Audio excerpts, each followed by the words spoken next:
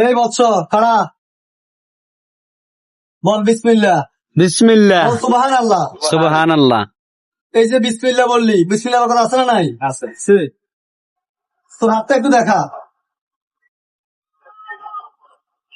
বল বিসমিল্লাহ। বিসমিল্লাহ। আবার বল সুবহানাল্লাহ। সুবহানাল্লাহ। বল বিসমিল্লাহ কথা আছে না নাই? এই যে এতক্ষণ এই কথাগুলো বললাম, তুমি কি রাগ করলা? না। তোর পকেট ভর্তি যখন টাকা থাকে, তুই টাকা বন্ধু বান্ধব পিছনে খালি উড়াইতে থাকস। কখন কোথায় উড়াইবি এই চিন্তায় থাকস। যখন পকেটে টাকা শূন্য হয়ে যায়, তখন তোর বন্ধু বান্ধব আর কোনগুলো তোর সাথে আর থাকে না। সত্য না মিথ্যা? সত্য। আমি যে কথাগুলো বললাম, তুমি কি রাগ করলা? তুই খাইলে খিদা লাগে না, ঘুমাইলে চোখে থাকস না।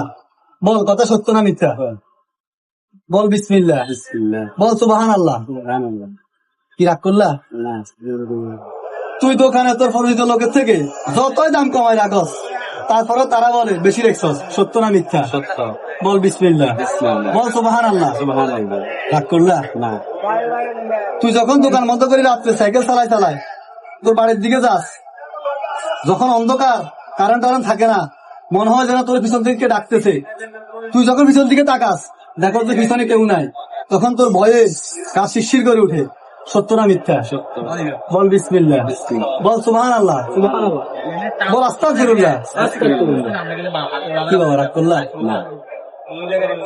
বাবা আমি তোরে এই যে তোর এগুলা থেকে পরিত্রাণের জন্য বাবা আমার ওস্তাদ ফিরাউলিয়াদার শাহ শফি কামরু কামাখ্যা থেকে বহু বছর সাধনা করি। ন্যাংটা বাবা, আমার বাবা সবসময় ন্যাংটা থাকে।